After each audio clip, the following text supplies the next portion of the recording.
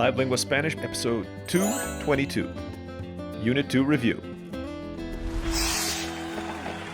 Congratulations, you made it to the end of Unit 2. In the last hour, you've learned how to reply when people ask where you're from, count from 1 to 10 in Spanish, talk about how long you've lived somewhere, let someone know how much you like or don't like living there, and to talk about the weather. If you're not confident with this yet, repeat this unit as many times as you need. In the next episode, you'll learn how to share information about work and family with people you meet. Hasta pronto.